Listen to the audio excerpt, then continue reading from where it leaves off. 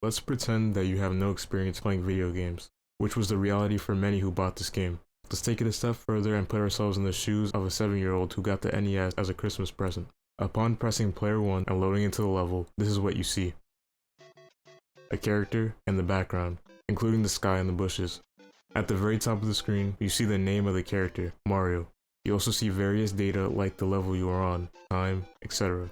But you're 7, so you don't know what any of it means yet. Now that you've analyzed the settings/surroundings, we can get into the gameplay.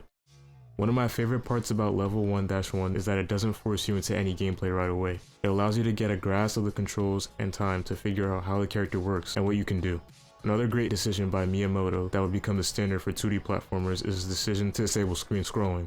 While forcing you to go right seems like limiting the player's control, it enables a very specific interaction to occur. A Goomba will appear from the right side of the screen. You, from the perspective of the person watching this video, might not think anything about it, but we can analyze a lot from just this one interaction. We have an enemy.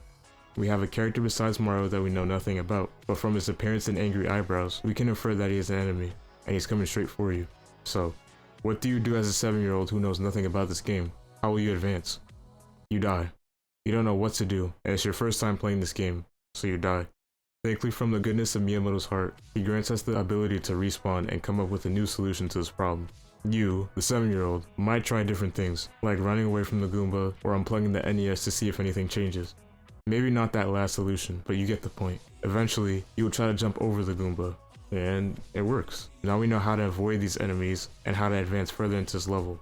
At this point, you should start seeing new blocks, like the classic brick block and the question mark block. We can also analyze a lot from just the placement.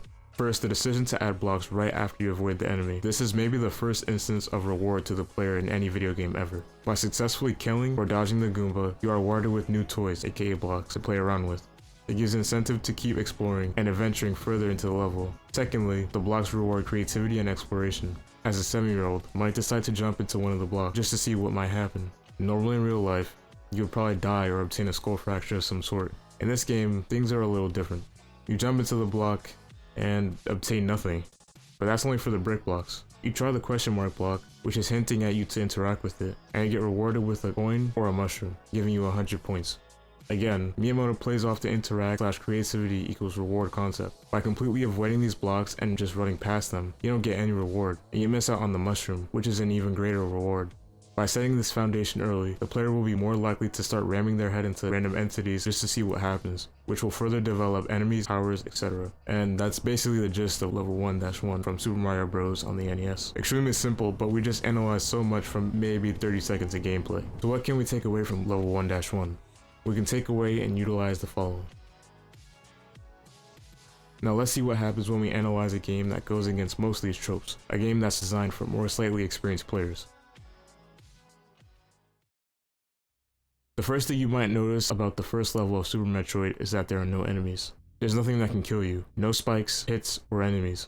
It may seem like a weird decision, but you will see why in just a second. This level utilizes a technique from Super Mario Bros, like most platformers that came after it, playground mentality. You can almost do whatever you want without facing any consequences. The game gets you accustomed to the speed, movement, and many different aspects of the game, like using a door. This isn't your normal first level, mostly because of the plot/atmosphere building. You can tell a lot of effort went into that aspect of the level instead. The moody atmosphere, the moody music, the decorations. There are no enemies because the developers wanted you to pay attention to the story instead, and also for another reason. The level has tight spaces, which is very different from any other platformer in this era. Usually, the first level of any platformer has open space for the player. Super Metroid doesn't.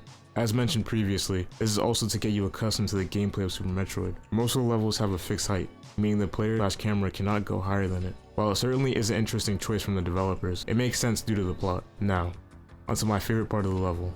After you make your way to the final room of the level, you encounter this little green alien thing. All of a sudden, really appears out of nowhere and kidnaps it. And somehow, by doing that, he starts an emergency on board the ship, or whatever this is. So now, you must go back to the beginning of the level, but it's not the same. Now you begin to see the actual purpose of this level and why it was so empty. It becomes a test to see how fast and quickly you can move, a test that also makes you master the controls. It's genius. Not only are you fighting with your controller, but you also have to deal with air steam that can hurt you and a timer. It introduces you gradually and tests you on your skills before you start the real game, unlike many platformers of this era. So, what can we take away and utilize from this level? Now, I'm gonna skip some years, maybe not some, a lot, to one of my favorite 2D platformers I've played this last decade. Super Meat Boy is a platformer that came out in October 2010. It's known for its extreme difficulty and unique controls. So let's examine the first level. Immediately upon spawning in, there's a lot to take in, and I mean a lot. First off, there are 2 walls on each side. No death either in this room. There are no enemies or no spikes. There's also a crying girl in the middle of the level, on an isolated island. From her crying and begging for help and the story before this, we can determine that we need to get to her. How are we supposed to get there? This level is essentially a puzzle. You have to figure it out on your own. Wait, never mind. There's a message at the top of the screen that explains what you have to do. It tells you how to run and jump, but not how to get to her, which the message also tells you is the goal. After experimenting for a while, you learn the controls, and you figure out you can either wall jump, jump on the ledge, and jump to her while sprinting, or just sit there. And that's basically all for the first level. A more simplistic level, but we can take away and learn a lot from this level. One of my favorite aspects of this level has to be the multiple solutions offered. While wall jumping isn't introduced until the next level, finding it here isn't punished whatsoever. So, what can we take away and utilize from this level? Let's also examine a somewhat difficult game that's more traditional in style and looks. I'll skip the introduction and get to the level aspects. My favorite part about this level is the emphasis on creativity. There is so much to explore, so much to unlock and discover. It's actually incredible how they managed to pack all of this in one level. While it's not easy, it's not hard either. The level is extremely long compared to the other level 1s on this list, which can be challenging when balancing difficulty and gameplay. The developers did a great job on this part. The overwhelming number of enemies somehow doesn't feel like a lot, and the rewards you get from exploring help balance difficulty out. What can we take away and utilize from this level? Now, onto the next game. We all know who and what Sonic is. If you don't, I don't think you're real. I don't think you're a real person. The blue, cool-loving hedgehog captured gamers' hearts and rivaled Mario when there was no one willing to step up to the challenge. Enough about him as a character, let's talk about the game. Sonic is known for going fast. That's his whole personality. So how do you make a level, not even the first level, when the character is going 90 miles per hour? What's there to see on the level when you can barely see one section of the level for more than 2 seconds? Let me tell you how. Almost immediately, you are incentivized to run as soon as you spawn in. There are no enemies, just the sky and green land. But as you run around, you notice something very peculiar. In a game about going fast, there are rewards for slowing down.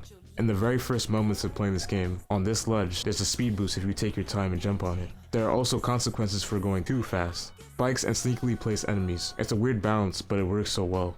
The best showcase of this mechanic is what happens if you reach extreme speeds. If you've ever done this, notice how Sonic exits off screen. You can't see where he is, leaving him vulnerable to unknown dangers and enemies. It's such a weird game design choice, but it allows the player to truly explore the level and notifies them that there's more than just going fast.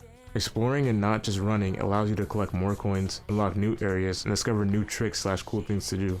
There's no right or wrong way to play Sonic. That's what I like about it. Even if you go to the highest point of the level, or if you go to the bottom, you won't be penalized for doing so. Everyone has a unique experience playing Sonic, and I believe this is why. So, what can we take away and utilize from Sonic? Now, let's take all these techniques, everything we've learned from all these games, and try to apply it and make our own, I wouldn't say perfect, but close to perfect level 1. First thing you see when you spawn in, statue, the spikes, this little gap right here, your character, and this arrow sign. So let's imagine for a second that I've never played video games before and this is my first time ever playing a video game, right? So the first thing that I want to do is move, or I'll try to move. So you press buttons, see what works, and then you move. It's the arrow keys.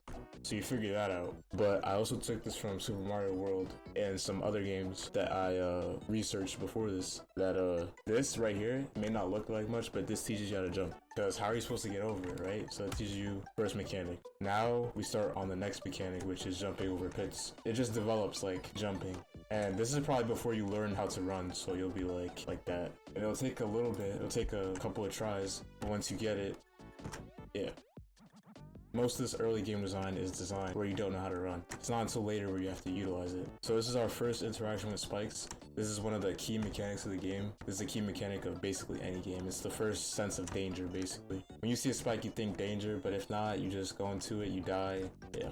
Most of the gameplay here is just developing off of ideas. So here is I guess the first really difficult section. You have to jump this gap right here, avoiding that spike, and then you have to jump onto that platform all while avoiding these spikes. It's necessary because the rest of the game is going to be hard as well, so you need to get your players familiar with that, but you don't want it to be too hard as well because then it'd be unfair. So this is like the perfect balance. It's not too hard, but you know, it teaches you some mechanics. And this right here, these where you have to jump in is like a specific way kind of, those will be utilized a lot later. Okay, so this is the first jump where I think you have to use run. You try to jump normally, it won't work your first time playing the game. You can do it if you like jump high enough, but this right here stops. Like even if you jump, the spike will stop. You need to run. And that's also why I have these like open area weight, because it allows you to run freely without being, you know, constricted. There was also an enemy here. Let me reload. There's also an enemy here, which is first sign of advanced danger that can actually move, like in Super Mario. Usually they introduce it first, but spikes I feel are more like important concept that the player needs to know about. So I just did enemies later on. Here's another section, just establishing some more concepts. Here you have to jump from this place to here without in that spike, which is actually pretty easy. Initially I had this where it was only this, but that was like really hard, so I had to change it. This is also where the level gets kind of harder. As you can see, there's a spike here. It's way more closer to the player, so you have to jump way more tightly. Initially I was gonna have a platform here, but that would have been like too hard because there's a spike right here. You have to jump like that. That's like really like one of the hardest jumps of the level. Also, you can jump here and you can jump here. Notice the screen is cut off right here. It can go past here, but you can't really see the character.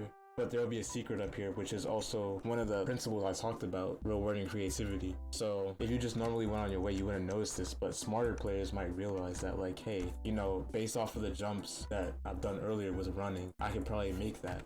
So if you actually take a leap of faith, you try it, you get rewarded. Alright, so this is the other half. As you can see, it's way longer, way longer, but it's necessary. So first of all, thing I should mention is that you'll have to utilize running a lot more in this level. First couple jumps you can still walk, but that's about it. So you jump here, you can see another pit. A tighter jump here because we've already established jumps and stuff like that. A jump here and a jump here. Now, for my favorite part of the first level, as you can see, we have two signs here. And they're telling you to go that way. They're telling you to run, basically. It's not telling you to run, but two signs here. You've never seen two signs back to back, so that should mean something. And there's a bridge here. So let's see what happens when you step on it. Wow. So this is what I was talking about, the test. I've decided to implement a test because I feel like with a harder difficulty in a game, you should test the player on what they know and how fast they should go, because if you just make it like mellow, boring gameplay, how are the players going to adapt and learn? So let's see what happens when we continue. Okay, so we have to run. After this, you have to jump onto this next platform. We have two arrows again telling you that instead of going right, we have to go up this time because the lava is rising. Remember, it's not, you know, coming from the left side, it's rising. So now that we're up here, we have to go like that. And now we have to do this jump right here, which you have to do while running. This is also teaching you another mechanic that's like a big part of hard games and stuff like that. It's controlled running jumps. You have to control your running jumps. You don't just hold and run. You have to control, because if you know, run too much and if you go too fast, then you'll die. So after this, we have this little pillar section divided by two spikes right here and right here. Then there's a falling platform, which we saw earlier in the prelude level. So you jump over to this and then you jump to this block. And then you jump over here to this pillar. Now, this is actually kind of like a unique concept. So you jump here, and there's a huge wall blocking your path, so that should automatically tell you, okay. And then you have to hit this platform quickly. Okay, so we have basic platform, which is like kind of harder now because we have the lava rising. And now we have a new block. So this is one of the things I was talking about. Implementing new blocks in creative ways. So obviously we have a bridge here. It's like a unique style bridge, but we have these little like destroyed kind of blocks that like don't really match with the other ones. They match, but you can kind of tell that they're off. So when you step on them, they break. But you won't really notice that. You'll kind of notice it when you're running across, but that should tell you that like when you step on them, they break. So if you see them anytime throughout the game, you know that these break. I still have to implement like some of the breaking blocks. That's why it's kind of empty like that. But anyways, you have some more general platforming, another jump here. And now, instead of spikes being here at the top of a platform, we now have these little spike things. They have the same purpose, but you know, they're just here for a different design, and it functions as like a spike block instead of just like a spike. So you know to avoid it because it's at the top, and also it replaces a spike. So it's like, you know, like in your mind, you're like, oh, shouldn't spikes be there? So this is like dangerous as well. So that's how that works. So you jump here, you run across here. Now we have this little pit. Oh well, no, I guess it's working now, but yeah, it should be moving like that.